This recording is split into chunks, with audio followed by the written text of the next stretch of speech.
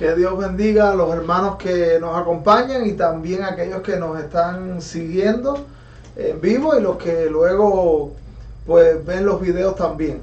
Agradecemos a Dios por otra oportunidad de estudiar la Sagrada Escritura. Estamos en el libro de Hechos de los Apóstoles, el segundo volumen que escribió el doctor Lucas, que nos narra una parte importante de los comienzos de la iglesia primitiva, cómo se desarrolló la obra misionera, cómo se expandió la iglesia en los primeros años.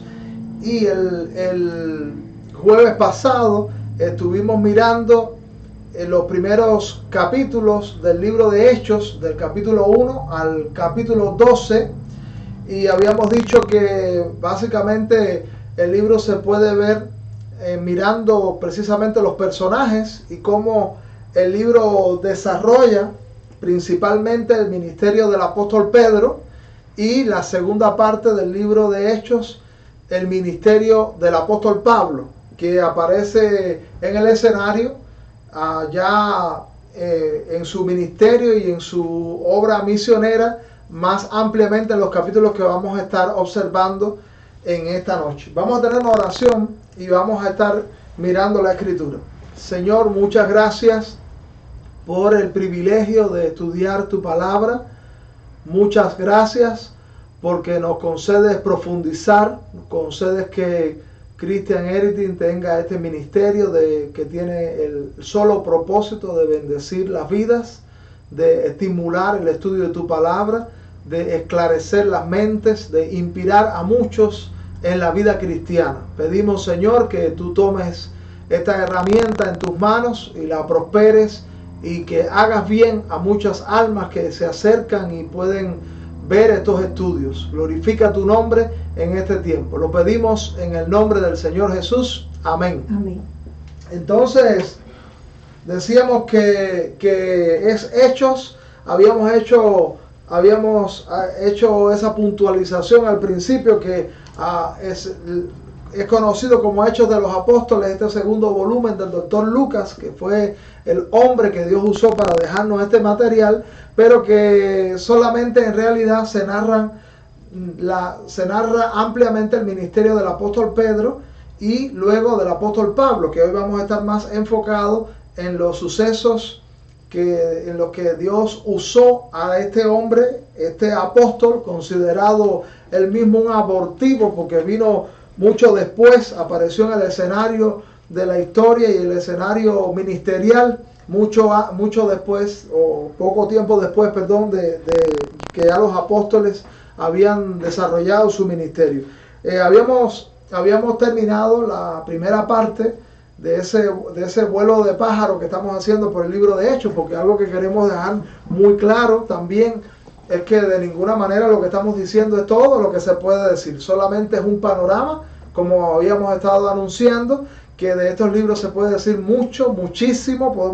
Hay grandes enseñanzas devocionales, teológicas, doctrinales, y que solamente estos acercamientos al libro de Hechos es para entusiasmarnos precisamente a profundizar y ampliar. Luego probablemente tengamos estudios también a los que hagamos alusión en el futuro a pasajes y que podamos desmenuzar en más detalle muchas enseñanzas de este mismo libro. Pero tenga claro que estamos dejándole un panorama que lo ubica en el contenido y lo ubica también en los principales hechos y en el argumento fundamental de este libro.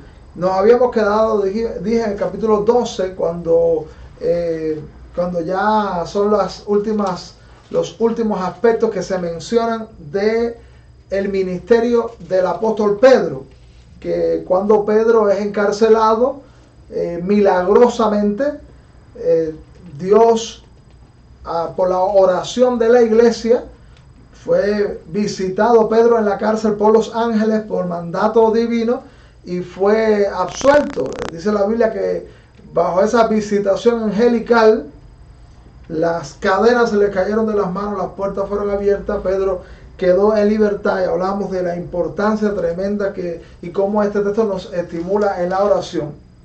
Luego en el capítulo 13, que es donde comenzamos a mirar la escritura en esta noche en el libro de Hechos, tenemos el primer viaje misionero del apóstol Pablo. Ahora viene todo lo que vamos a ver en esta segunda parte del libro de los Hechos, está enfocado en el ministerio de Pablo y 3 viajes misioneros, los 3 viajes misioneros del apóstol Pablo. Aquí encontramos en el capítulo 13 los comienzos. Dice la Biblia que tiene ese comienzo como escenario Antioquía. Dice, versículo 1, dice, había entonces en la iglesia que estaba en Antioquía profetas y maestros, Bernabé y Simón, el que se llamaba Níger, Lucio de Cirene, Manaén, el que se había criado junto con Herodes, el tetrarca, y Saulo. Ministrando estos al Señor y ayunando, dijo al Espíritu Santo, apartarme a Bernabé y a Saulo para la obra a que los he llamado. Entonces, habiendo ayunado y orado, les impusieron las manos y los despidieron. Así que esta era una iglesia, dice la Escritura, que en la que abundaban los dones y había hombres con ministerios.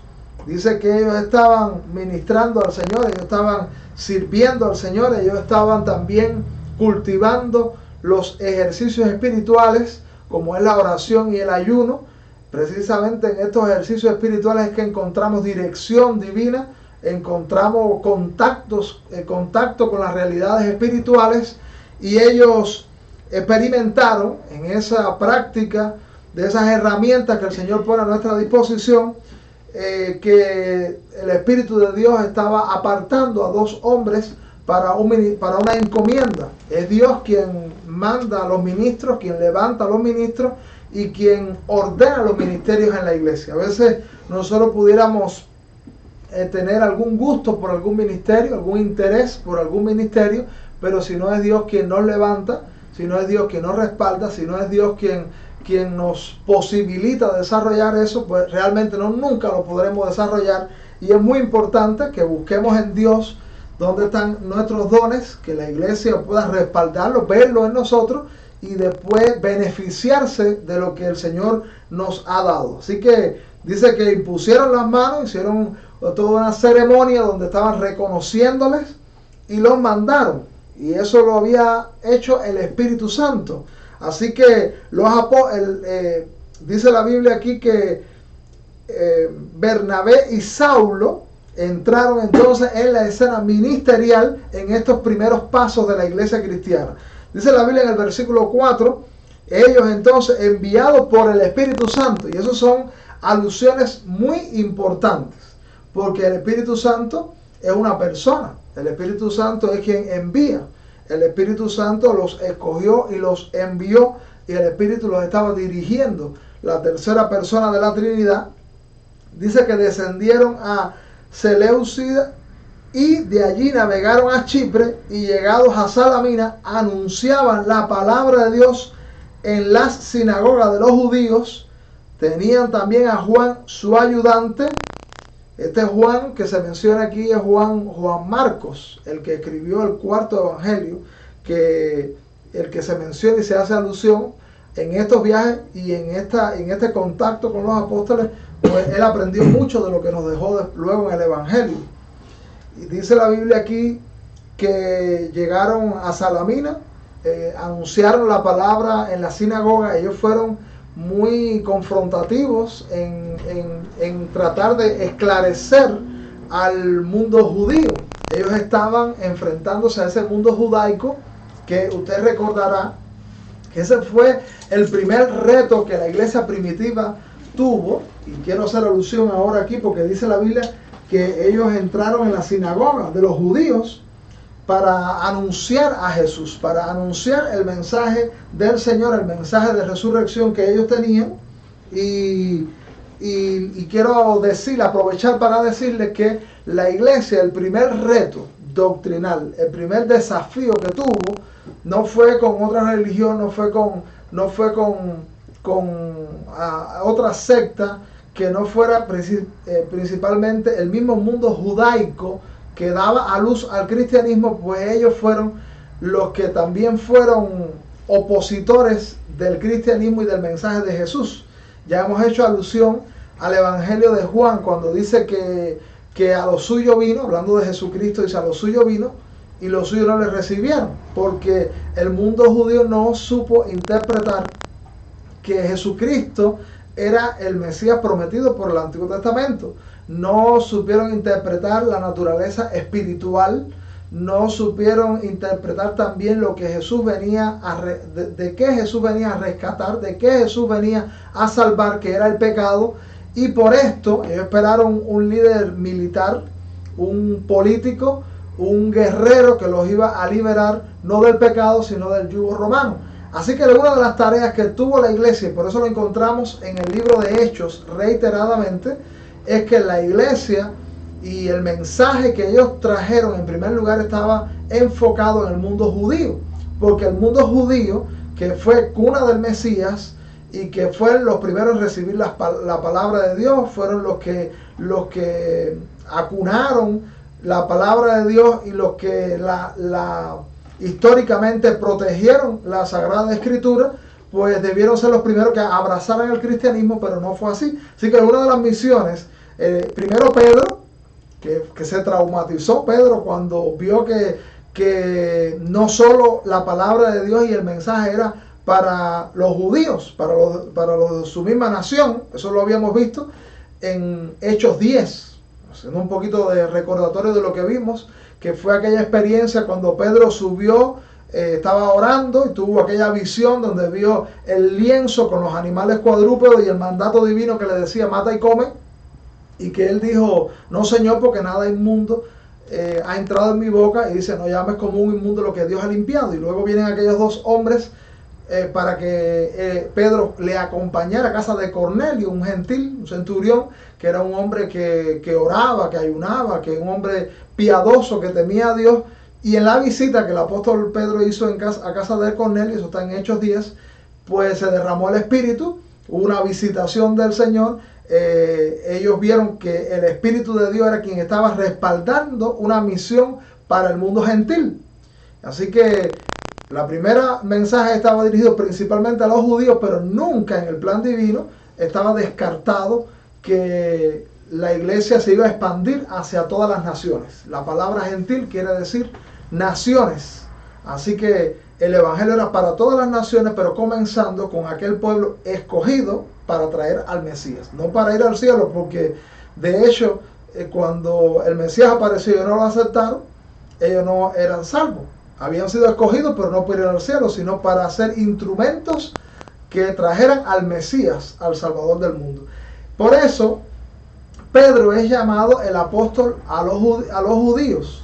Es el apóstol que enfocó su ministerio en ese mundo gentil, aunque Dios le mostró que la obra evangelística debía ampliarse a todas las naciones. Luego viene Pablo, que es el apóstol a los gentiles, y que su ministerio se va a enfocar más allá de las fronteras y ampliamente más allá del mundo judío, y iba a estar predicando a todas las naciones. Por eso vamos a encontrar reiteradamente cuando leemos que ellos aparecían y donde primero iban a predicar era la sinagoga judía, y los primeros en confrontar, en primero en levantar disturbios, los primeros en también apedrear a los discípulos, a los apóstoles, los primeros en ser opositores fueron también los judíos, porque no asimilaban el mensaje y no comprendían la enseñanza de la palabra de Dios. Muy importante que nosotros comprendamos el mensaje de la palabra de Dios. Cuando nosotros no comprendemos y asimilamos 100% el mensaje del Señor, pues a veces quizás no queriendo somos instrumentos de Satanás y nos oponemos a los planes de Dios. Y bueno, de hecho Pablo lo hizo. Pablo era un perseguidor de la iglesia, un perseguidor acérrimo de la iglesia, y mataba a los cristianos, encarcelaba a los cristianos, pero fue el hombre que Dios salvó y que ministerialmente preparó para predicar luego y anunciar las buenas nuevas. Así que dice la Biblia en ese versículo 5 que anunciaba la palabra de Dios en la sinagoga de los judíos. Tenía también a Juan de ayudante, y habiendo atravesado toda la isla hasta Pafos, hallaron a cierto mago, falso profeta judío, llamado Bar Jesús, que también se le llama Elimas, que este era un hechicero, un hombre que era usado por Satanás. Dice que hallaron a este hombre. Ese hombre, Bar Jesús, estaba acompañando a otro hombre que se llamaba, al procónsul, que se llamaba Sergio Paulo. Y Sergio Paulo se interesó en la palabra de Dios y quiso escuchar la palabra de Dios. Pero dice que, por supuesto, un hombre lleno de espíritu satánico, y que ve que hay gente que quiere escuchar la palabra de Dios, y hay gente que se quiere acercar a la obra del Espíritu Santo, pues va a querer ser opositor a la obra de Dios. Y Bar Jesús fue un opositor. Mire cómo dice la Biblia en el versículo 7.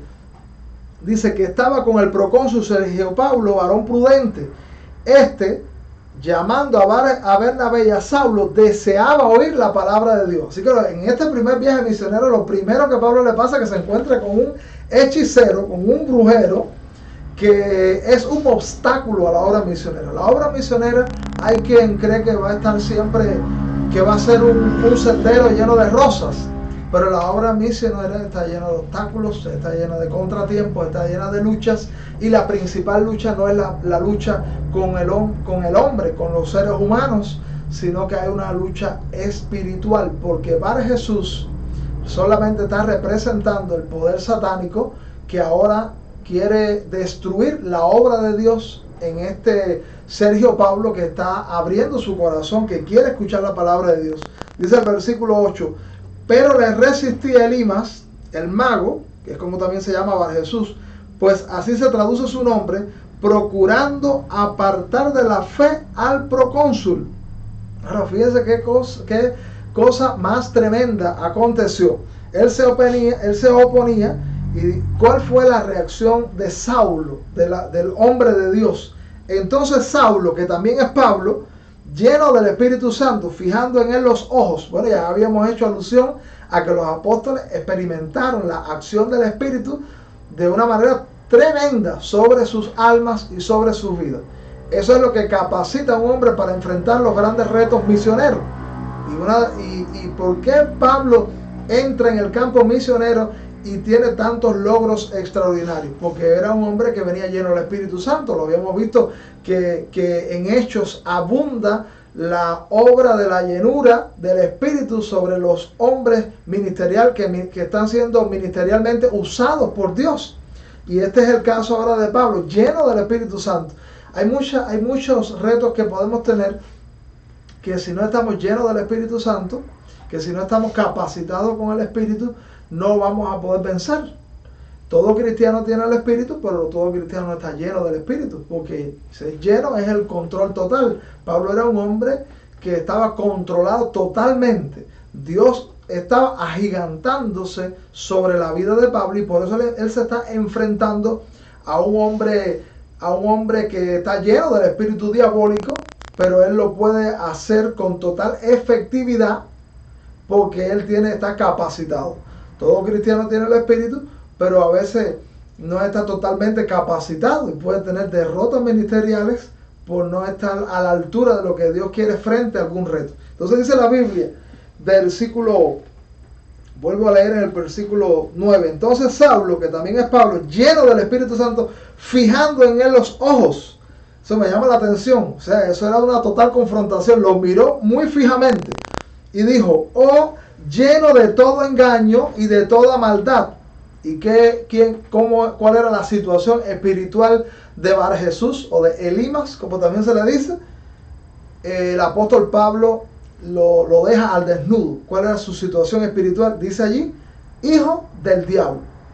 Hijo del diablo. Este hombre no había términos medios.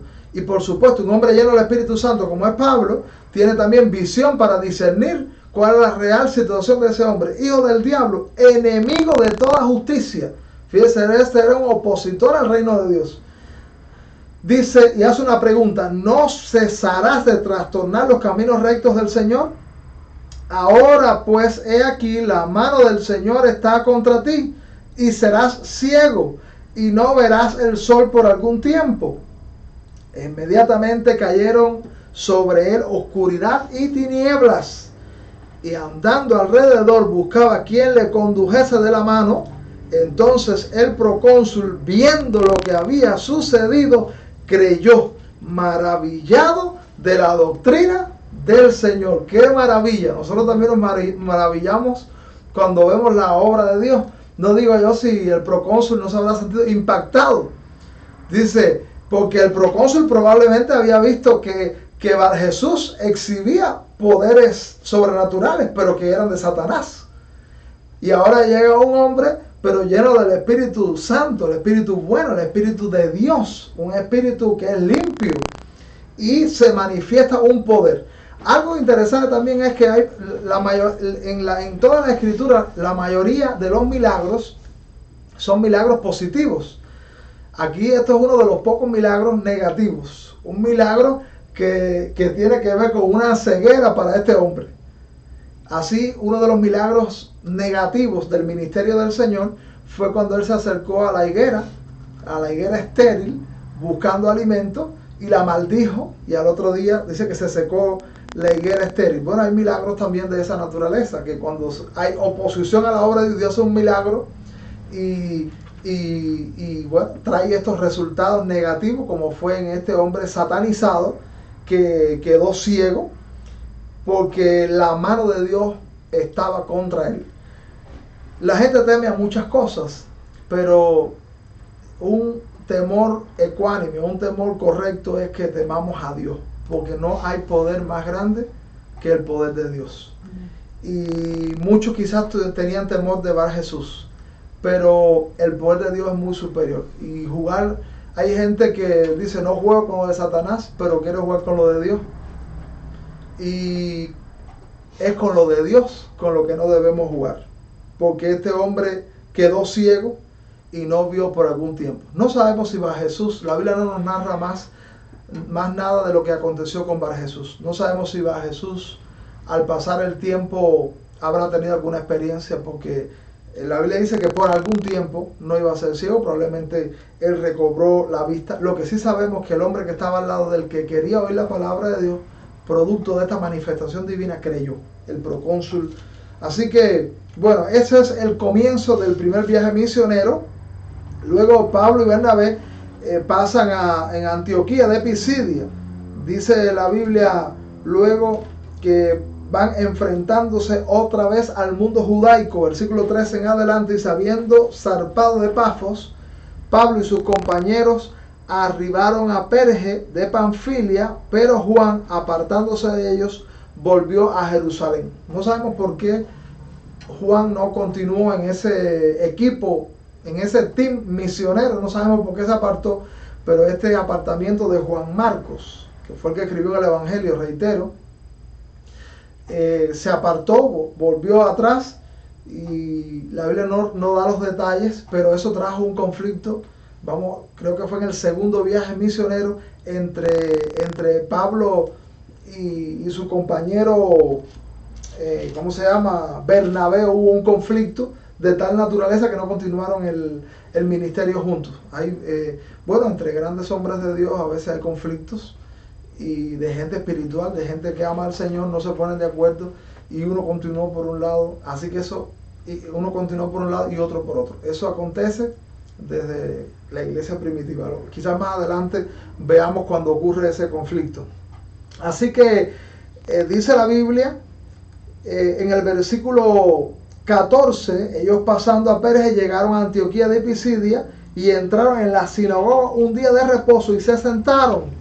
Y después de la lectura de la ley y los profetas, los principales de la sinagoga mandaron a decirles: varones hermanos, si tenéis alguna palabra de exhortación para el pueblo, hablad. Así que otra vez, ¿dónde están ellos en su viaje misionero? ¿A dónde fueron? A la sinagoga. Otra vez están confrontando. Se sentaron después del servicio, le dicen: ¿usted quiere decir alguna palabra? Dice: sí, cómo no. Se pararon y dice la Biblia que hicieron un recorrido antiguo testamentario. Bueno, aquí hay un breve recorrido antiguo testamentario. Vamos a leerlo un momentico. El breve recorrido, las palabras de Pablo. Versículo 16. Entonces Pablo, levantándose, hecha señal de silencio con la mano, dijo: varones israelitas y los que teméis a Dios, oíd. el Dios de este pueblo de Israel escogió a nuestros padres. O sea que los escogió. ¿Quién escogió? ¿Quiénes son los padres? A los patriarcas, Abraham, Isaac, Jacob, esos patriarcas del libro de Génesis, los escogió para usarlo, y enalteció el pueblo, siendo ellos extranjeros en tierra de Egipto, y con brazos levantados los sacó de ella. Ahí eso es un resumen. Ese versículo 17 es un resumen de Génesis y Éxodo. Y por un tiempo, como de 40 años, los soportó en el desierto. Eso es parte del libro de Éxodo. Y habiendo destruido 7 naciones en la tierra de Canaán, les dio en herencia su territorio. Después, como por 450 años, les dio jueces hasta el profeta Samuel. Ustedes recuerdan que existió una teocracia, existieron varios gobiernos, los gobiernos patriarcales, cuando eran familias, quien mandaba era el patriarca. Después que el hombre pecó, después vinieron el tiempo de los jueces, y uno de los jueces más relevantes es Samuel. Después vino Dios gobernaba la nación de Israel a través de los jueces, y después los jueces, en el tiempo de los jueces, la nación de Israel quiso tener rey como las otras naciones paganas, y Dios le terminó dando un rey, que el primer rey, ¿se acuerda quién fue? Dice la Biblia, Saúl. Versículo 21. Luego pidieron rey, y Dios les dio a Saúl, hijo de Cis, varón de la tribu de Benjamín, por 40 años. Quitado le levantó por rey a David, de quien dio también testimonio diciendo: he hallado a David, hijo de Isaías, varón conforme a mi corazón, quien hará todo lo que yo quiero. De la descendencia de quiere decir de David, y conforme a la promesa, Dios levantó a Jesús por Salvador de Israel. Así que, ¿para qué había levantado Dios a la nación? Como habíamos visto, la nación de Israel para traer al Mesías. Y de la descendencia de David viene el Mesías. Ese fue el mensaje. Y Pablo está explicando a los judíos que son estudiosos del Antiguo Testamento, le está diciendo: mira, toda esa trayectoria tiene que ver con ustedes siendo instrumentos para que apareciera el Salvador del mundo, Jesucristo, y ustedes no supieron interpretarlo. Ustedes pensaron que ustedes eran el centro del mundo, pero realmente ustedes eran el instrumento para que apareciera el Mesías, que era el Salvador del mundo. Luego dice la Biblia, versículo 24, antes de su venida predicó Juan el bautismo de arrepentimiento a todo el pueblo de Israel. Mas cuando Juan terminaba su carrera, dijo: ¿qué pensáis que soy? No soy yo él, mas he aquí viene tras mí uno de quien no soy digno de desatar la correa de su calzado. Varones hermanos, hijos del linaje de Abraham, y los que entre vosotros teméis a Dios, a vosotros he enviado la palabra de esta salvación. Así que hay un interés especial en que la palabra de salvación llegara a los judíos y la recepcionaran, pero la Biblia nos narra que eso no aconteció. Dice la Biblia, puede ustedes observar en el versículo 44, puede acompañarme, dice allí: el siguiente día de reposo se juntó casi toda la ciudad para oír la palabra de Dios. Pero viendo los judíos la muchedumbre, se llenaron de celos. En vez de decir: qué bueno que la gente está escuchando la palabra de Dios, dice que se llenaron de celos y rebatían lo que Pablo decía, contradiciendo y blasfemando. ¿De quién estamos hablando? De los judíos. Pero viéndolo, dice la Biblia en el versículo 46, entonces Pablo y Bernabé, hablando con denuedo, es decir, con valentía, dijeron: a vosotros la verdad era necesario que se os hablase primero la palabra de Dios. Estamos leyendo allí: a vosotros era necesario primero que se anunciase la palabra de Dios. Así que los esfuerzos misioneros en primer lugar estuvieron dirigidos a los judíos. Pero sigue diciendo aquí: mas puesto que la desecháis y no os juzgáis dignos de la vida eterna, he aquí nos volvemos a los gentiles. Así que ahí en el libro mismo de Hechos vamos a estar encontrando un giro de ese esfuerzo misionero a los judíos, dirigido ahora o redirigido ahora al mundo gentil. Así que luego Pablo y Bernabé, en este primer viaje misionero, entran en Iconio, donde los judíos quisieron apedrearlos. también por el mismo mensaje que ellos traían, ellos se enteraron, salen y se van a un lugar que se llama Listra. Y entonces en Listra aconteció algo tremendo. Allí hubo una sanidad de un hombre cojo de nacimiento. Dice la Biblia que este hombre imposibilitado de los pies, cojo de nacimiento, eso está a partir del versículo 8,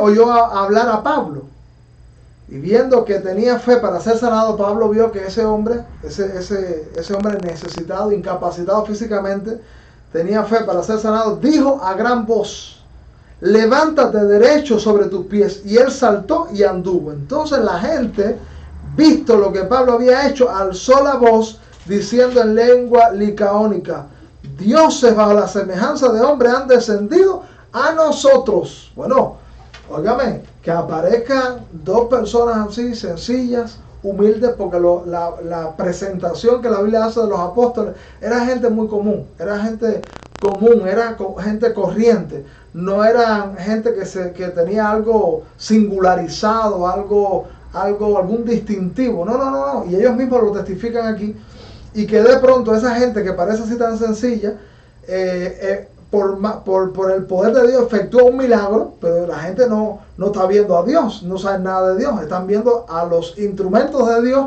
y ven ese milagrazo de ese hombre que se pone en pie, alguien que había estado imposibilitado, que nunca había caminado de nacimiento y ahora se pone en pie.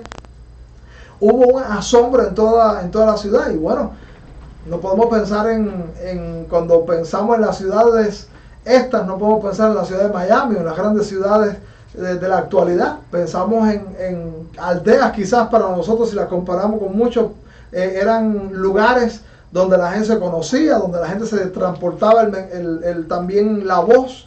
Así que la gente se asombró. Y dice la Biblia: y Bernabé llamaban Júpiter y a Pablo Mercurio, porque este era el que llevaba la palabra. Así que le pusieron nombre de dioses. Y el sacerdote de Júpiter, cuyo templo estaba frente a la ciudad, trajo toros y guirnaldas delante de la puerta, y juntamente con la muchedumbre querían ofrecer sacrificios. Vinieron con toros, vinieron todos. Cuando vieron: oigan, estos hombres son dioses, aquí están, vamos a ofrecerles un sacrificio.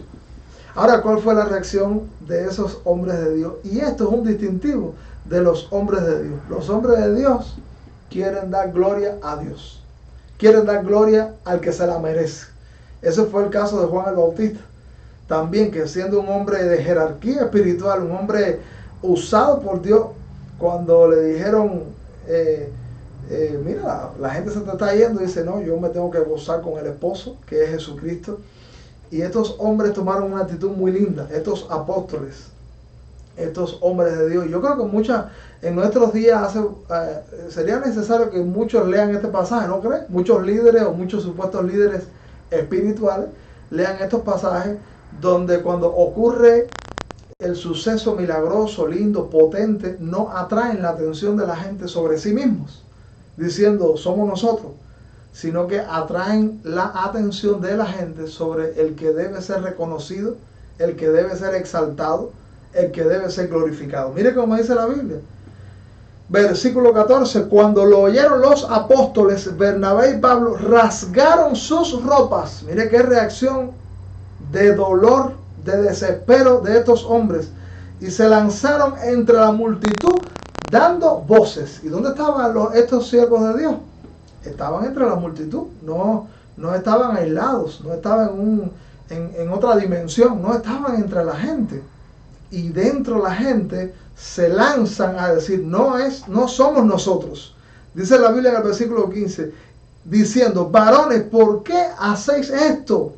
Nosotros también somos hombres semejantes a vosotros, que os anunciamos que de estas vanidades os convirtáis al Dios vivo, que hizo el cielo y la tierra, el mar y todo lo que en ellos hay. Mira qué reacción más linda. Somos semejantes a vosotros, no tenemos nada especial, no tenemos algún distintivo. Es Dios quien lo ha hecho, nosotros solamente somos los instrumentos. Y dice: en las edades pasadas Él ha dejado a toda la gente andar en sus propios caminos, si bien no nos dejó a sí mismo sin testimonio, haciendo bien, dándonos lluvias del cielo y tiempos fructíferos, llenando de sustento y de alegría nuestros corazones, y diciendo estas cosas, difícilmente lograron impedir que la multitud les ofreciera sacrificio. Así que fue un suceso tremendo y bueno, lamentable ver la ceguera de la gente allí. Allí llegaron algunos judíos de Antioquía y de Iconio. Acuérdense que él está en Listra. Acuérdense que en Antioquía y Iconio allí ellos habían experimentado una grande oposición judía en ese primer viaje. Acuérdense también que habían querido apedrearles. La gente de Iconio había querido apedrear al apóstol Pablo. Eso está en el 14:5, pero ellos supieron de alguna manera que estaba planificándose un apedreamiento y se fueron, pero esa gente no se quedaron quietos y fueron a Listra, donde había ocurrido el milagro que acabamos de leer, y convencieron a la gente de que apedrearan a Pablo, que apedrearan a estos hombres de Dios. Eso está narrado en el versículo 19. Entonces vinieron unos judíos de Antioquía y de Iconio, que persuadieron a la multitud, y habiendo apedreado a Pablo, le arrastraron fuera de la ciudad pensando que estaba muerto. Finalmente, mire que lo que acompañó a la obra misionera. Y aquí encontramos otro dato, porque esos judíos, esa gente estaba endemoniada, esa gente estaba usada, y más que lo que vemos en las acciones humanas, tenemos nosotros que interpretar lo espiritual, la carga espiritual negativa contra eso. Cuando nosotros estamos predicando la palabra de Dios, estamos anunciando el evangelio, hay gente que se levanta con una ira que usted no sabe de dónde sale y por qué. Que sus palabras, usted dice, mis palabras no tienen nada que pueda incentivar la ira. Más bien, mis palabras, nosotros podemos decir, tienen para incentivar el gozo, tienen para incentivar el amor, tienen para incentivar la unanimidad, pero resulta que lo que incentiva es una ira tan exacerbada que termina, dice aquí la Biblia, en un apedreamiento, de tal manera que pensaron que habían dejado a Pablo muerto. Claro, el poder de Dios que acompaña, y cuando Dios tiene un interés de usar algo, sacaron a Pablo, no sé, y quizás pudo haber estado Pablo muerto. El caso fue que se dice que se levantó. Dice aquí la Biblia, mira qué lindo esto, versículo 20, pero rodeando los discípulos se levantó y entró en la ciudad, y al día siguiente salió con Bernabé para Derbe.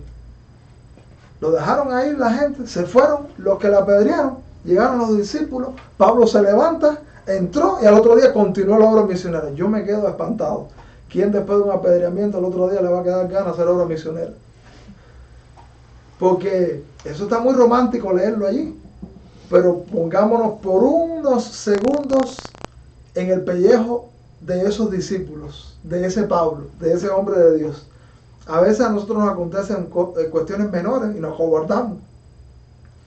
Pero eso, ¿de dónde podemos soltar los temores? ¿Dónde está la raíz para soltar los temores y tener ese gran valor de estos hombres? La llenura del Espíritu que acabamos de leer. Que este hombre soporta eso, Dios le guarda y Dios le sustenta. Y él da una palabra muy importante respecto a la obra misionera y respecto también a la carrera cristiana, que está a partir del versículo 22. Dice, mire cómo dice, confirmando los ánimos de los discípulos. Pablo está para que le consolaran, pero dice que confirmando los ánimos de los discípulos, exhortándoles a que permaneciesen en la fe y diciéndoles, es necesario que a través de muchas tribulaciones entremos en el reino de Dios. Muy importante, lo dice Dios en su palabra, no lo decimos nosotros. Y constituyeron ancianos en cada iglesia, y habiendo orado con ayunos, los encomendaron al Señor en quien habían creído. Así que cuando nosotros decidimos desarrollar también un ministerio para el Señor, debemos saber que no faltarán los escollos, no faltarán los tropiezos, no faltarán las tribulaciones. Dice que el apóstol aquí, es necesario que a través de muchas tribulaciones entremos al reino de los cielos. Quiere decir que la carrera cristiana la Biblia testifica que sí estará acompañada de luchas. Lo que también encontramos precioso es que en esas luchas tendremos victorias. No hay victorias si no hay luchas. Pero lo bueno es que no debemos concentrarnos en las luchas, sino en las victorias que se tienen, como fue el caso del apóstol experimentando esta preciosa obra que realizaron con tanto poder de Dios y fueron usados. Bueno, después la Biblia narra el famoso concilio de Jerusalén, que eso está en el capítulo 15. ¿Qué pasó en ese concilio? Bueno, ¿cuál era la lucha que la iglesia? Acuérdense que estamos viviendo en tiempos donde no se sufrirá la sana doctrina. Lo dice la Biblia en las epístolas, que no sufrirán la sana doctrina. La gente no piensa en el contenido, no piensa en la verdad, sino que se contentan con algunas cuestiones que no tienen que ver con los fundamentos del Evangelio. Pero esta iglesia primitiva está preocupada, está interesada en que las verdades divinas sean enarboladas y sean la bandera de la iglesia. Y aparece como que habían tantos cristianos que se estaban convirtiendo al judaísmo. Ellos creían que muchas de las cuestiones de la ley ellos debían mantenerlas, pero la salvación no era por las obras de la ley, no era por la circuncisión, no era por la ley de Moisés, porque si no, no hubiese hecho falta que Cristo apareciera en el mundo y que por los méritos de él salvara a la humanidad, sino que hubiera dicho, apéguense a esa ley porque esa ley les puede salvar. Pero Dios sabía que no era así. Pero muchos judíos pensaron que era Cristo y las leyes judaicas. Y ese fue uno de los primeros conflictos doctrinales que también fueron con los judíos. Mire cómo dice la Biblia, capítulo 15. Dice, entonces algunos que venían de Judea enseñaban a los hermanos, si no os circuncidáis conforme al rito de Moisés, no podéis ser salvos. Como Pablo y Bernabé tuviesen una discusión y contienda no pequeña, que sé que casa de debate, con ellos se dispuso que subiesen Pablo y Bernabé a Jerusalén y algunos otros de ellos a los apóstoles y a los ancianos para tratar esta cuestión. Así que hubo una reunión. ¿Qué vamos a hacer?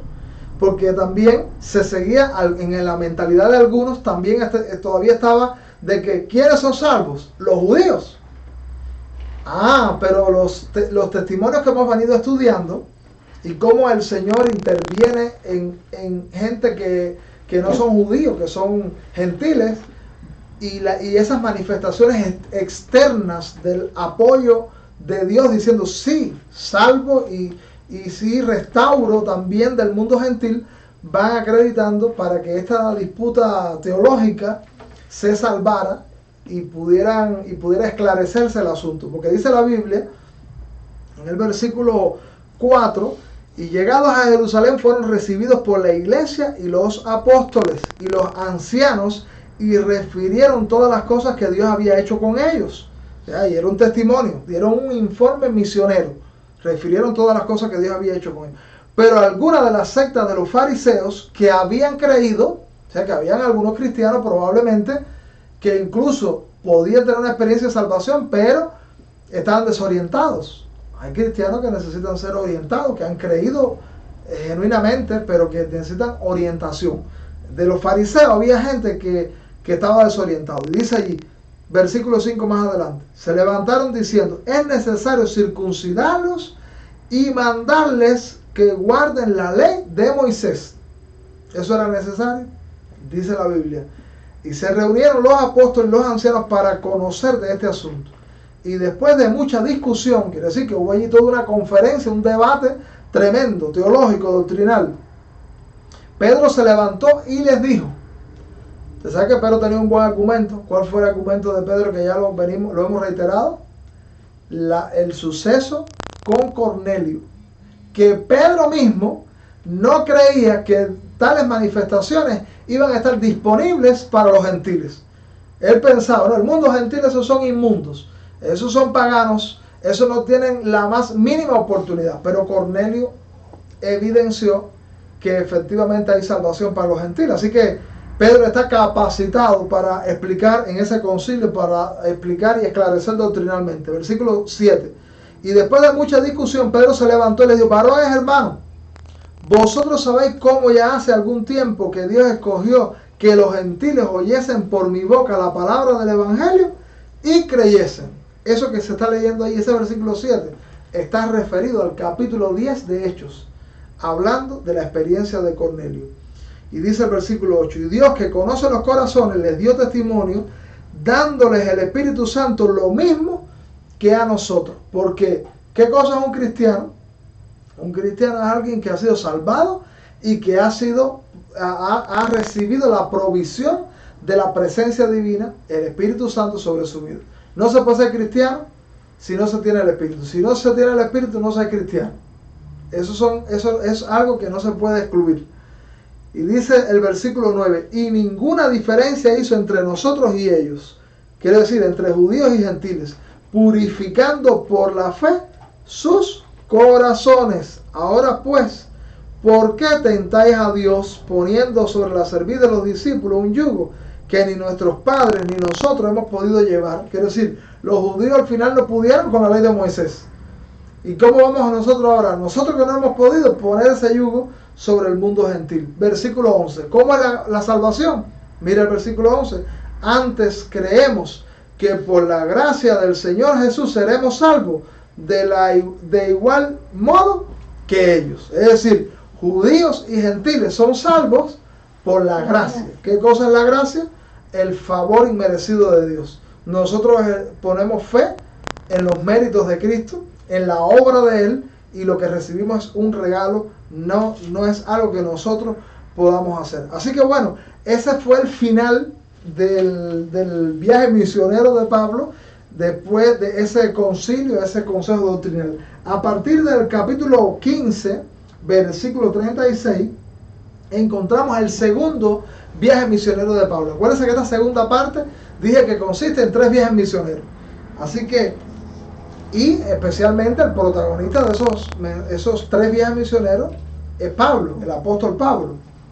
Así que dice la Biblia en el versículo 36 que después de algunos días Pablo dijo a Bernabé: volvamos a visitar a los hermanos en todas las ciudades en que hemos anunciado la palabra del Señor para ver cómo están.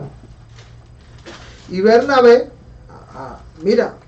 recuerda el apunte que hicimos sobre Juan Marcos. Aquí está, versículo 37. Y Bernabé quería que llevasen consigo a Juan, el que tenía por sobrenombre Marcos, que es el evangelista. Pero a Pablo no le parecía bien llevar consigo al que se había apartado de ellos desde Panfilia y no había ido con ellos a la obra. Bernabé dice: vamos a llevar a Juan. Dice Pablo: no me parece bien, porque él nos dejó cuando íbamos ya en el viaje, él regresó. Y dice el versículo 39, y hubo tal desacuerdo entre ellos, 2 hombres espirituales, 2 gigantes misioneros, 2 hombres que amaban al Señor profundamente. Dice que hubo tal desacuerdo entre ellos que se separaron el uno del otro. Bernabé, tomando a Marcos, navegó a Chipre, y Pablo, escogiendo a Silas, salió encomendado por los hermanos a la gracia del Señor, y pasó por Siria y Sicilia, confirmando a las iglesias. Bueno, ahí hay una enseñanza también para nosotros. Yo recuerdo que una de las asignaturas en el seminario fue psicología pastoral, y no se me olvida cómo estudiamos que grandes hombres de Dios que tenían mal carácter y grandes hombres de Dios que eran difíciles de tratar, pero que eran grandes hombres de Dios. Y recuerdo en uno de los libros que tuve que leer, mencionaban a Juan Wesley, mencionaban a Juan Calvino, mencionaban a Ulrico Zwingli, otros reformadores que fueron hombres que marcaron la historia y que fueron muy usados por Dios. El libro también decía: quizás si estos hombres no hubieran tenido tal carácter, no se hubiesen podido también enfrentar tan radicalmente a los retos que tuvieron y mantenerse en tal pureza y llevar adelante la visión que Dios les había encomendado. Quizás como hay una disputa aquí, no hay muchos datos que podamos tener, pero alguno de los dos tenía que estar equivocado en lo que estaban haciendo, tenía que no estar haciendo una valoración junta. El punto es que eran dos hombres de Dios, hombres que amaban al Señor, y sin embargo hubo desacuerdo, y de tal manera que se separaron haciendo la misma obra de Dios. Hay veces que aunque puedan haber disputas entre hombres de Dios, algo que no debemos cuestionar es que posiblemente, no necesariamente todas las disputas son entre gente que son malas o que no son de Dios. No, también puede que haya gente fiel, que ama a Dios y que a veces tiene ciertas formas que a nosotros nos parecen bien o que dañan en algún sentido, pero que son genuinos, son gente genuina de Dios. La Biblia nunca pone en duda de que Pablo sea un hombre de Dios ni que Bernabé sea un hombre de Dios. Ellos eran sin duda hombres de Dios, pero tuvieron esta disputa, y nosotros sabemos que en nuestros días también en la iglesia surgen desacuerdos. Ojalá que tengamos madurez y sabiduría para cuando surgen las controversias. Bueno, aparece también luego en los versículos más adelante, en ese primer viaje misionero, tal parece que conoció al Señor un hombre llamado Timoteo, un hombre joven, al que más tarde Pablo le escribió 2 epístolas, conocidas en el Nuevo Testamento como las epístolas pastorales, porque Timoteo llegó a ser un pastor, y llegó a ser un pastor joven, y fue tremendamente usado por Dios. Y aquí se está hablando nos da un dato de Timoteo, en el capítulo 16. Después llegó a Derbe y a Listra, y había allí cierto discípulo llamado Timoteo, hijo de una mujer judía creyente, pero de padre griego. Y daban buen testimonio de él los hermanos que estaban en Listra y en Iconio. Quiso Pablo que éste fuese con él, y tomándole le circuncidó por causa de los judíos. Miren, un detalle muy interesante. Es que Pablo acababan de salir del concilio, diciendo, no hace falta la circuncisión para ser salvo. Pero dice la Biblia que Pablo le circuncidó. Y el dato que se añade allí es, por causa de los judíos. Bueno, hoy hay hombres que se circuncidan. Y no es por cuestiones religiosas, sino por cuestiones de salud, por cuestiones de limpieza, por algún problema que tienen. Y se efectúan la circuncisión, y los médicos dicen que la circuncisión es algo bueno, es algo saludable. Y aquí encontramos que Pablo circuncidó. Claro que el motivo de Pablo fue, tal parece, que para no causar tropiezo a los judíos. Hay cuestiones. Nosotros sabemos que si circuncidarse o no circuncidarse, nada es, porque la salvación es por la gracia de Dios, como hemos venido viendo. Hay veces que sabemos que hay cuestiones que pueden causar tropiezo a alguien para que venga el Evangelio. Y la libertad que nosotros tenemos en Cristo, nosotros podemos decir, bueno, yo tengo libertad en Cristo, yo sé que eso no es malo, así que yo persevero en mi opinión y no voy a ceder un ápice, porque al final yo sé que lo que yo pienso es correcto. Pero también sabemos que si nosotros cediéramos un poco, no pecamos, pero a lo mejor con ese paso, y en el caso de Pablo lo circuncidó sabiendo que no salvaba, pero que eso podía liberar a muchos para que se acercaran a ellos y escucharan la palabra de Dios. Hay prácticas incluso eclesiásticas. Hay una iglesia que piensa que esto se debe hacer, esto no, incluso en las liturgias de los cultos, y hay muchas personas que se mantienen rígidos. Yo recuerdo, por ejemplo, yo vengo de iglesias muy tradicionalistas, y eso después cambió, con los años cambió, pero había épocas que habían iglesias que levantar la mano o palmear en los cultos, eso era pecado. Pero yo aprendí, y para mí nunca había sido problema palmear o levantar las manos. En lo personal, para mí eso jamás tenía ningún tipo de problema, pero yo también aprendí, yo dije, bueno, quizás yo lo haga, y para alguien que yo puedo bendecir espiritualmente, alguien que puedo ayudar espiritualmente, si yo lo hago, puedo encontrar una muralla que voy a levantar con mi actitud, que yo sé que es buena, que estoy libre, que no peco, pero también si me privo puedo salvar al hermano, puedo ayudar al hermano. Hay veces, como dice Pablo, todo me es lícito, pero no todo conviene. Hay cosas que tenemos libertad en el Señor, pero si usted ve que privándose de eso usted puede bendecir a alguien, puede hacer que alguien sea salvo, puede escuchar el Evangelio, bueno, pues tomemos una actitud madura. Usted sabe en sí mismo que no hay ningún problema con que lo haga o no lo haga. Pero, y usted se sintiera más cómodo no haciéndolo, pero usted dice, voy a hacerlo porque yo sé que con esa actitud yo puedo ayudar a alguien. Yo puedo hacer que alguien no encuentre tropiezo para la predicación o para el mensaje que yo quiero llevarle. Bueno, quizás esa fue la intención de Pablo. Dice la Biblia en el versículo 3, quiso Pablo que ese fuese con él y tomándole circuncidó por causa de los judíos que había en aquellos lugares, porque todos sabían que su padre era griego.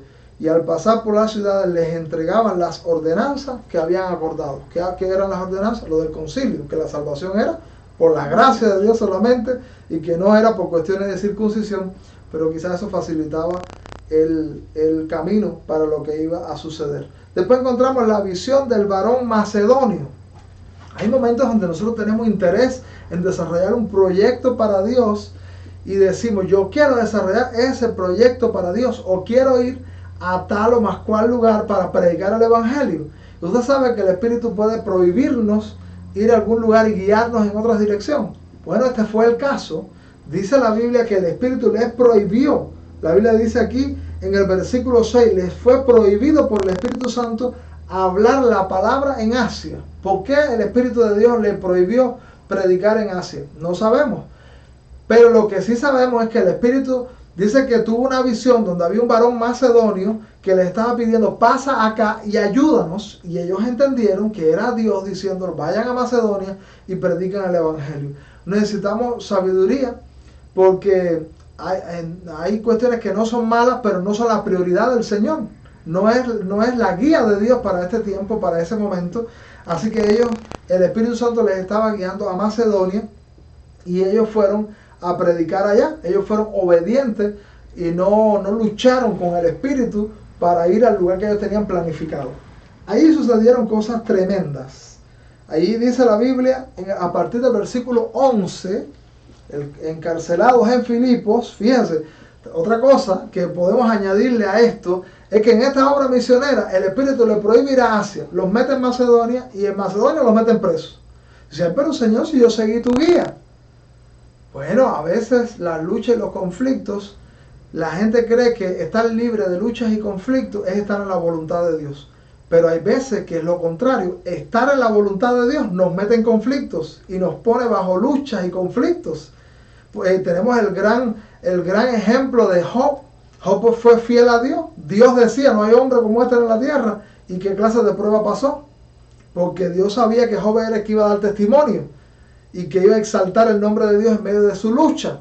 Ahora encontramos aquí que estos hombres fueron al lugar que el Espíritu de Dios le estaba indicando, pero allí encontraron tremendo problema. Vamos a mirar un momentico aquí también. Dice, zarpando pues de Troas, versículo 11 estoy leyendo, vinimos con rumbo directo a Samatrocia y el día siguiente a Neápolis y de allí a Filipo, que es la primera ciudad de la provincia de Macedonia y una colonia, y estuvimos en aquella ciudad algunos días. Y un día de reposo salimos fuera de la puerta junto al río donde solía hacerse la oración y sentándonos hablamos a las mujeres que se habían reunido. Fíjense que ellos siguen predicando al mundo judaico también. Y hay un dato aquí para aprender.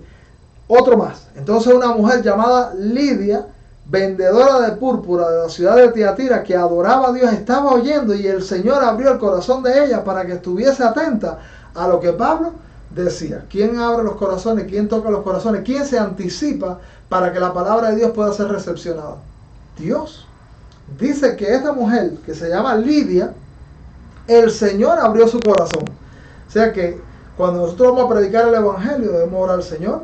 Adelántate tú, haz la visita tú primero, toca los corazones, crea las condiciones en las almas para que puedan recepcionar la palabra de Dios. Si es verdad que Lidia tiene la responsabilidad de decir sí o no al Señor, pero el Señor se adelanta y prepara y toca los corazones. No es la elocuencia que yo tenga, no es el argumento que yo tenga, sino la obra del Espíritu, dice aquí la Biblia. Y dice, abrió el corazón de ella para que estuviese atenta a la palabra que decía. Versículo 15, y cuando fue bautizada, quiere decir que esa mujer se rindió al Señor totalmente. dice, cuando fue bautizada, y su familia nos rogó diciendo, si habéis juzgado que yo sea fiel al Señor, entrad en mi casa y posad, y nos obligó a quedarnos. Y aconteció que mientras íbamos a la oración, nos salió al encuentro una muchacha. Mira, la palabra muchacha está en la Biblia, Jorge, que hablamos. Muchacha que tenía espíritu de adivinación, la cual daba gran ganancia a sus amos adivinando. Personas que dicen, yo creo en Dios, pero no creo en el poder satánico. Dice aquí la Biblia que apareció en la obra que ellos estaban haciendo, apareció una muchacha con un espíritu de adivinación que daba ganancia a sus amos. Una joven que estaba poseída demoníacamente, y el trabajo que esa mujer hacía era adivinar. Bueno, en nuestros días los adivinos los encontramos por la televisión, los encontramos en los barrios, los encontramos. Los adivinos son moda. Y la Biblia testifica que la palabra aquí que se usa para adivina es pitón. Son pitonisas, que luego se llegaron a conocer. Cuando ya se habla de las pitonisas, se habla de esas mujeres que predicen, o de esas personas que predicen el futuro. Debemos saber que sí existen gente endemoniada, como esta muchacha, que tiene poder satánico y que se encarga de decirle a la gente lo que supuestamente le va a decir. Es real que el demonio trabaja a través de esa persona. Lo que no es real es que adivinen el futuro de verdad, porque Satanás puede saber el pasado, puede saber el presente, pero Satanás nunca va a saber el futuro, porque hay un atributo que se conoce como el atributo de la omnisciencia, y omnisciencia quiere decir que lo sabe todo, y ese atributo solo pertenece a Dios. Cuando las personas van a muchachas como esta para que se le adivinen el futuro, se meten en problemas, porque Satanás lo que le dice es lo que le va a hacer, no lo que en realidad le iba a pasar, porque Satanás quiere que esa gente siga creyendo que en realidad hay tal adivinación, y entonces le dice algo y después provoca. Quizás eso no era lo que le iba a acontecer a esa persona, pero después lo provoca, le dice vas a tener un problema en matrimonio, y Satanás hace que haya un problema matrimonial, vas a tener un accidente, y hace que el accidente ocurra, o X situación. Entonces la gente que está buscando a los adivinadores para que le digan el futuro se meten en grandes problemas, porque Satanás no puede predecir el futuro. Existen esa gente endemoniada, pero que lo que te dicen en realidad es lo que ellos van a hacerte para que tú sigas creyendo en ellos. Y dice la Biblia en el versículo 17 que ésta, siguiendo a Pablo y a nosotros, daba voces diciendo: estos hombres son siervos del Dios Altísimo, que nos anuncian el camino de la salvación. ¿Eso era un problema doctrinal, esa expresión? No, el demonio estaba diciendo una verdad. Estos hombres son siervos del Dios Altísimo y anuncian el camino de la verdad. Satanás sabe más Biblia que nosotros, Satanás sabe más teología, Satanás sabe muchas verdades que dice para que la gente se confunda. Pero Pablo tuvo discernimiento para darse cuenta que aquella mujer que estaba gritando todos los días en realidad estaba haciendo un estorbo a la predicación del Evangelio. Y dice la Biblia, y esto hacía por muchos días. Mira lo que aconteció. Más desagradando a Pablo, este se volvió y dijo al espíritu: te mando en el nombre de Jesucristo que salgas de ella. Y salió en aquella misma hora. ¿Qué pasó? Tremendo problema se buscó Pablo. Sí, Pablo estaba haciendo la obra de Dios. Sí, era la voluntad de Dios que aquella mujer fuera liberada de ese espíritu demoníaco. Y fue de hecho liberada por el espíritu, por la obra de Dios y por la instrumentalidad del apóstol. Pero dice que los que recibían la ganancia se pusieron bravos y terminaron llevando a las autoridades y terminaron llevando a apresar al apóstol. Sucedió también cosas tremendas, porque la Biblia testifica que ellos fueron llevados a la cárcel. ¿Saben lo que hacía Pablo y Silas en la cárcel cuando fueron apresados por echar al demonio de la mujer? Dice la Biblia, porque Satanás no se pone contento cuando hay gente liberada. Satanás no hace fiesta. Satanás viene a dar un embate. Satanás viene a tratar de que perdamos el gozo del servicio y de lo lindo que hemos hecho para Dios. Vienen luchas y vienen dificultades. Y dice la Biblia en el versículo 25, pero a medianoche orando, y Pablo y Silas cantaban himnos a Dios, y los presos les oían. Oígame, como tenemos que aprender de estos hombres de Dios, que los meten presos por hacer la obra de Dios, pero en la cárcel ellos no dejan de celebrar culto a Dios, ellos no dejan de adorar a Dios, ellos no dejan de exaltar a Dios, ellos tampoco dejan de testificar. En la cárcel, los presos también tienen que oír lo que el Señor está haciendo. ¿Y saben lo que aconteció allí? Porque cuando nosotros perseveramos en fe frente a esa lucha, el Señor respalda eso, porque son gente que dice, Señor, estoy en la lucha, pero sigo confiando, sigo creyendo, y sé que tú estás conmigo y que esto que está pasando es de parte tuya y tú tienes el control. Allí ocurrió un temblor, las puertas fueron abiertas, también la gente fue liberada, y dice que apareció el carcelero, que hoy en día se conoce como el carcelero de Filipo, y el que apareció el carcelero que dice que se iba a matar. Y Pablo le dijo, para, no te mates, todos estamos aquí, no nos hemos ido. Y entonces ese hombre se quedó asombrado. Ese día ocurrió un terremoto físico que abrió las puertas de la cárcel, y ocurrió un terremoto en el corazón del carcelero de Filipo, y tal estremecimiento que encontró la salvación. Y que en vez de quitarse la vida física, encontró vida física y vida espiritual, más allá. La Biblia dice que él entonces, dice el versículo 29, pidiendo luz, se precipitó adentro y temblando se postró a los pies de Pablo y Silas. Eso hizo el carcelero. Y sacándolo dijo, señores, ¿qué debo hacer para ser salvo? Y vienen las famosas palabras del famoso versículo que conocemos, cree en el Señor Jesucristo y serás salvo tú y tu casa. Y ¿saben qué cosa más tremenda? Que Pablo no se escapó. Pablo no, él les habló, fueron a la casa del carcelero. Al otro día vino una orden que dejaba libre a Pablo y a Silas. Y el carcelero se lo informó. Ellos no le buscaron problema al hombre. Qué piadosos y qué tremendos hombres de Dios, que teniendo las puertas abiertas no se van, se quedan con el carcelero y esperan cuál va a ser el dictamen que va a haber sobre ellos. Bueno, hay mucho que aprender en cada uno de estos gestos de los hombres de Dios y de lo que el Señor hace. Encontramos a Pablo en Atenas, luego me salto algunos versículos de los sucesos que vienen. Pablo en Atenas. Usted sabe que los atenienses y los griegos son muy interesados en el conocimiento y en lo nuevo. Los atenienses eran gente que estaba preocupada por las novedades. Y Pablo llegó a Atenas, donde estaban los grandes filósofos, los grandes oradores, los grandes pensadores. Usted sabe que Roma, los griegos fueron conquistaron militarmente a los griegos, pero los griegos conquistaron culturalmente a los romanos. Y dice la Biblia que pasó Pablo por el santuario que había en Atenas, y bueno, esa gente eran politeístas, que quiere decir que tenían muchos dioses. Ellos creían en cuanto Dios había y cuanto Dios le pasaba por la mente, pero en el altar, en el santuario, eso lo encontramos en el capítulo 17 de Hechos, 17 del 16 en adelante. En el santuario, eso, mire cómo dice la Biblia, versículo 23, porque pasando, dice Pablo, y mirando vuestro santuario, y también un altar en el cual estaba esta inscripción, al Dios no conocido. Esa gente era religiosa, esa gente era creyente y creía en todo, y en todos los dioses.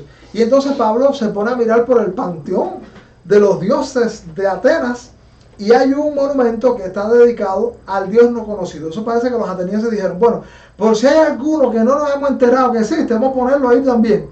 Y qué sabiduría la de Pablo, que dice, me di cuenta, le empieza a predicar a los atenienses y le dice, me di cuenta que paseando por vuestro santuario, veo que tienen allí también uno al Dios no conocido. Pues a ese que ustedes no conocen es al que yo les vengo a predicar. Y terminó dándole un mensaje a los atenienses, que el mensaje donde los atenienses se encontraron bloqueados mentalmente fue cuando Pablo terminó hablando de la resurrección de los muertos, que dice que se burlaron de él. Pero Pablo, sin duda, aparte de que era un hombre de estudios, era un hombre muy cultivado, era un hombre muy erudito, era un hombre, dice que se había criado a los pies de Gamaliel, Era un hombre que tenía una sabiduría tremenda, porque Dios usó a los del vulgo y sin letra y usó a los eruditos también. Y Pablo era un erudito, era un hombre de grandes conocimientos. Y Pablo llegó allí con su oratoria y su sabiduría. Él hablaba de los poetas. Él hablaba, mire cómo dice la Biblia en el versículo 26. Dice allí, y de una sangre ha hecho todo el linaje de los hombres para que habiten sobre toda la faz de la tierra, y les ha prefijado el orden de los tiempos y los límites. ¿Dónde habla de los poetas?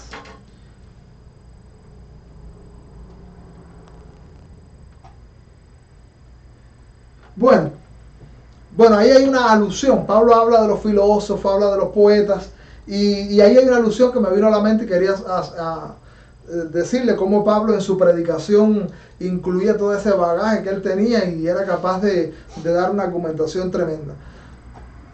Pero bueno, esta visita misionera a Atenas terminó, como les dije, que Pablo terminó rechazando, los atenienses terminaron rechazando a Pablo cuando les habló de la resurrección. O sea que una doctrina fundamental de la fe cristiana es la resurrección.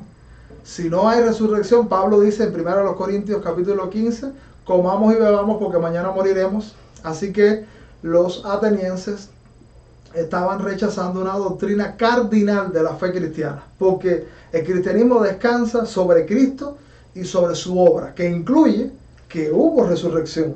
Por eso la Biblia dice que quien rechaza eso, pues en realidad se ha quedado sin nada. Mire como dice la Biblia en el versículo 32, pero cuando oyeron lo de la resurrección de los muertos, unos se burlaban y otros decían, ya te oiremos acerca de esto otra vez, o sea, burlescamente. Así que hubo un problema. Y bueno, ahí encontramos luego la visita a los Corintios. Y lo último, tercer viaje misionero, que está a partir del versículo 22. Así termina con el tercer viaje misionero, que culmina en Roma, una apelación que Pablo hace al César y terminó predicando en Roma. Pero vamos también a echar un vistazo a este último viaje misionero. Vamos solamente a mirar algunos textos. Pero así termina el libro de los Hechos, con 3 viajes misioneros del apóstol Pablo. A partir del capítulo 18, versículo 22, es que se narra este último viaje misionero que encontramos aquí. Dice la Biblia que Pablo llega a Éfeso. Bueno, muchas de las epístolas que nosotros leemos luego, y usted dice, bueno, ¿y cómo llegó la palabra de Dios a Filipo? Bueno, pues cuando estuvo encarcelado en Filipo se escribió la epístola a los filipenses.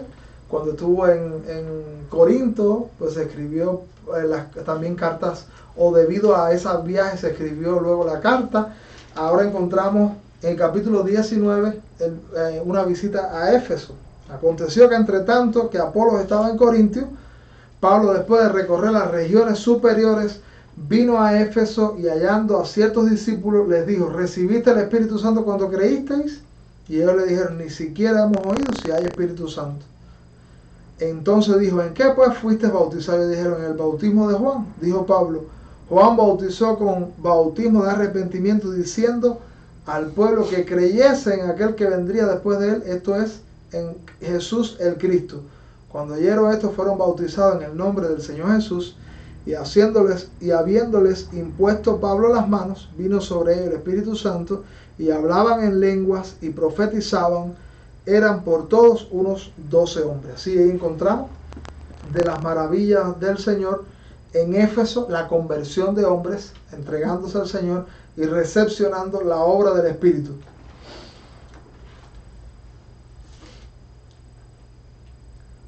Tenemos un discurso de despedida de Pablo en Mileto. Eso está en el capítulo 20, versículo 17. Este capítulo de despedida del apóstol Pablo tiene un contenido importante. Mire cómo dice la Biblia en el versículo 17. Enviando pues desde Mileto a Éfeso, hizo llamar a los ancianos de la iglesia. ¿Quiénes son los ancianos de la iglesia? Los pastores.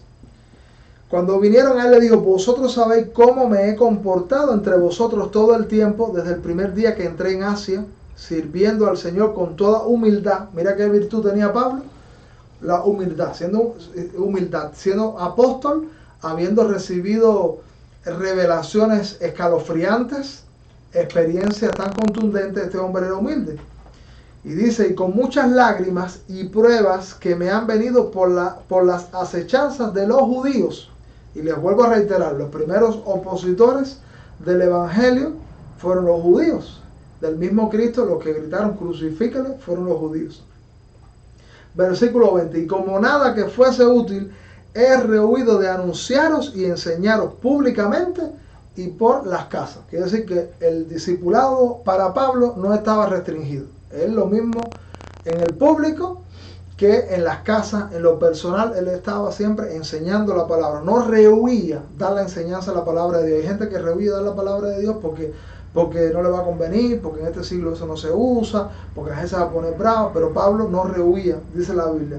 Versículo 21, testificando a judíos y a gentiles acerca del arrepentimiento para con Dios y de la fe en nuestro Señor Jesucristo. Ahora he aquí, ligado yo en espíritu, voy a Jerusalén sin saber lo que allá me ha de acontecer, salvo que el Espíritu Santo por todas las ciudades me da testimonio diciendo que me esperan prisiones y tribulaciones. O sea, este apóstol no le esperaba todo lo que encontramos en su camino, es luchas, es pruebas. Versículo 24, pero de ninguna cosa hago caso, ni estimo preciosa mi vida para mí mismo, con tal que acabe mi carrera con gozo y el ministerio que recibí del Señor Jesús, para dar testimonio del Evangelio de la gracia de Dios. Y ahora he aquí, yo sé que ninguno de todos vosotros, entre quienes he pasado predicando el reino de Dios, verá más mi rostro. Esto que estamos leyendo es algo triste, porque Pablo está dando un discurso de despedida y dice, probablemente ya no nos veamos más. O sea, cuando la familia cristiana, uno ama a los familiares, los consanguíneos, y bueno, la familia en la fe está unida por lazos espirituales tremendamente fuertes, y cuando uno realmente ha entrado en esa dimensión y uno ama con el amor del Señor a la familia en la fe, entonces sepa que un hermano en la iglesia o no le va a ver más, pues eso le estremece. Así que esto es una experiencia estremecedora lo que Pablo está diciendo. Y dice la Biblia en el versículo 26, por tanto, yo os protesto en el día de hoy que estoy limpio de la sangre de todos. Quiere decir, yo he hecho lo que tenía que hacer por ustedes. Ahora toca, ¿cómo se llama el deporte? Tienen que subir el batón. Ahora les toca a ustedes. Versículo 27, porque no he rehuido anunciaros todo el consejo de Dios. Pastora me dijo a mí, hace algunos años, un pastor me dijo que hablamos de varios temas de la Biblia, y me dijo, no, pero esos temas, yo no estoy en esa bobería, y hablando de algunos temas, los míos son esto. Y yo dije, mira, esta persona selecciona temas, pero aquí dice Pablo, no he rehuido anunciaros todo el consejo de Dios. Quiere decir que, ¿cuáles son los temas que nosotros tenemos que darle a la gente?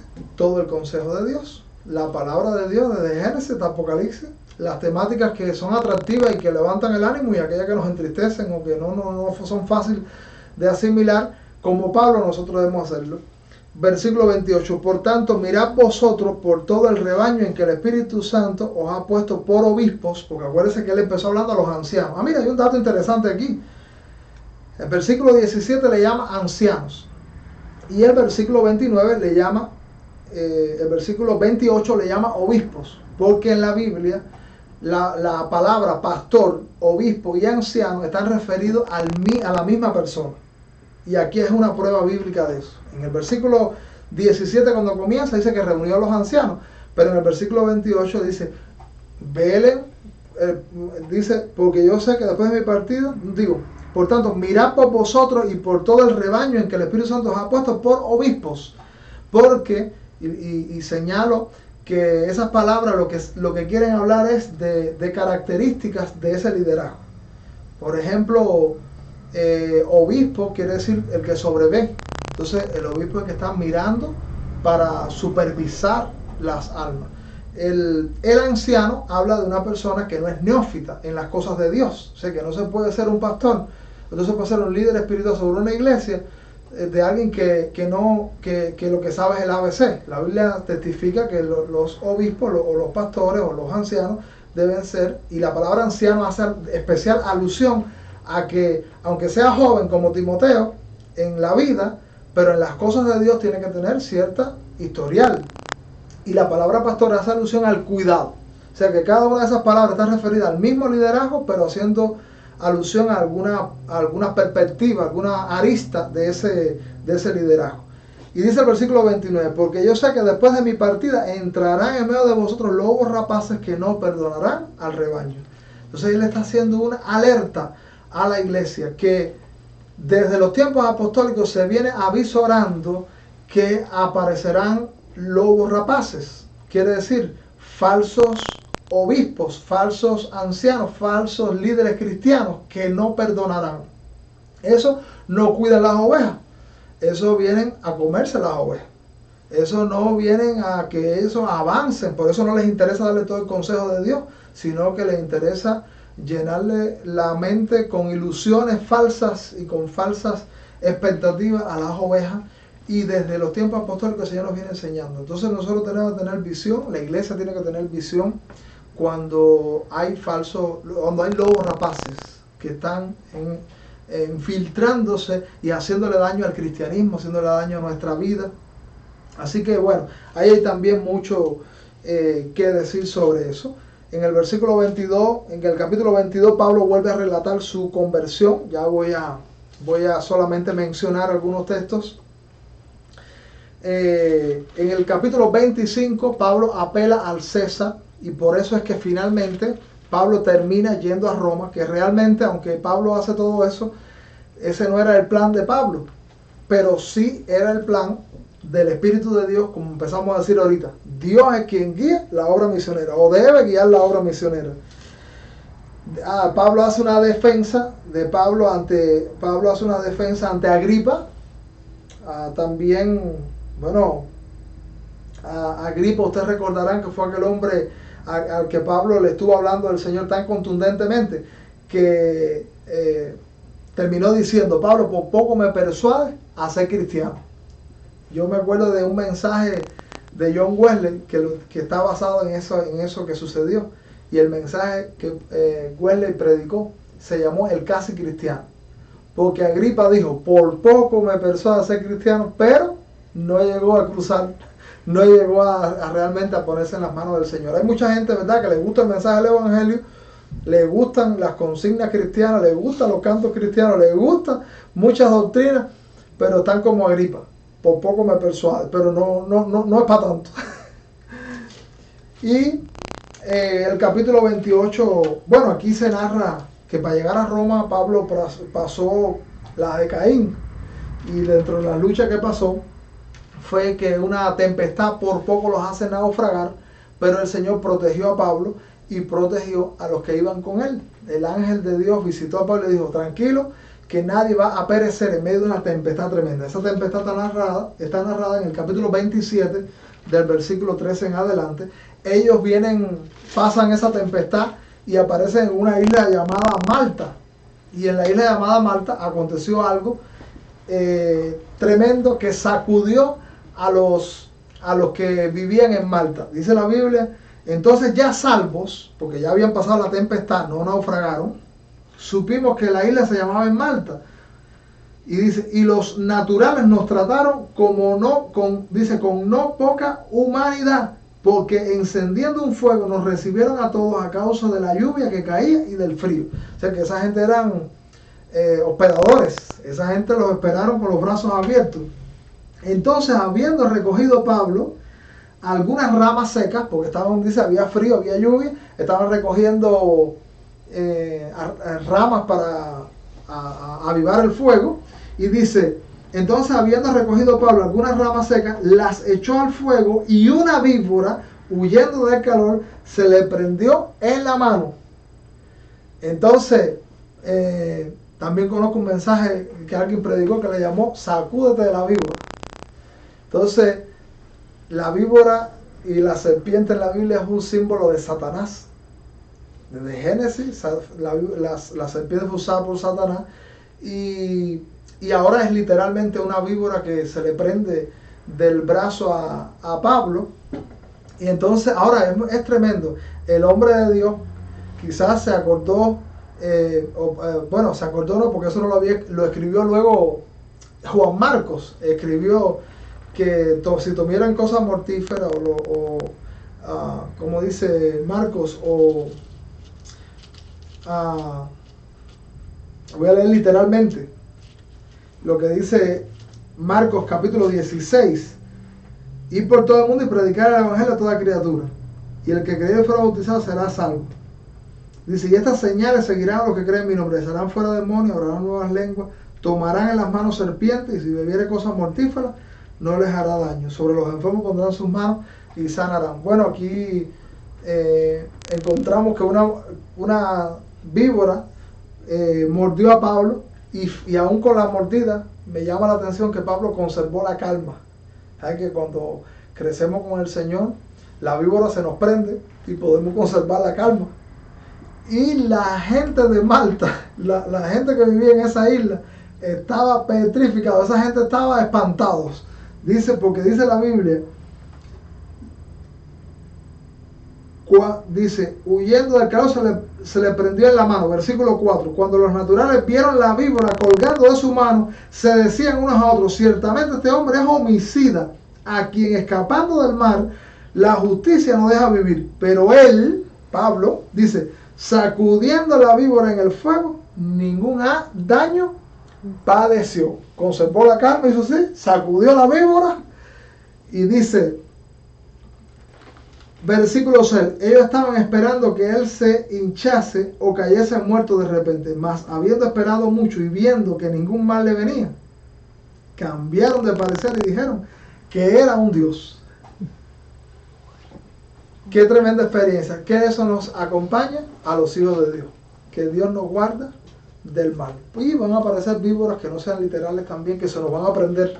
¿Qué tenemos que hacer? Sacudirnos de la víbora, porque el Señor nos protege del mal y de la obra satánica. Bueno, el libro de Hechos está lleno de tesoros, lleno de inspiración, lleno de grandes enseñanzas. Esperamos que este panorama, este pequeño recorrido del que hemos dejado mucho de lado para poder avanzar y poder tener el panorama completo, nosotros podamos escarbar, podamos luego en nuestra lectura personal buscar más en este libro, porque seguro el Señor tiene más para enseñarnos. Vamos a terminar en oración. Señor, muchas gracias por lo mucho que nos enseñas en el libro de Hechos, en este segundo volumen del Dr. Lucas. Gracias porque vemos el obrar de tu Espíritu, vemos estos ministerios poderosos de Pedro y Pablo, vemos la extensión misionera y vemos lo que puedes hacer en nuestra vida, en la iglesia, en el día de hoy también. Señor, pedimos que estos pequeños aperitivos de estos estudios puedan despertar nuestro interés para leer tu palabra, para rumiarla, para atesorarla y para sacar mucho de lo que tienes allí para nuestras vidas, para nuestras iglesias y para nuestros ministerios. Oramos por los que están en lucha, los que están en pruebas, que tú les asistas de una manera muy especial. Gracias por lo que podemos hacer para ti a través de la editorial. En el nombre de Jesús, amén. Amén.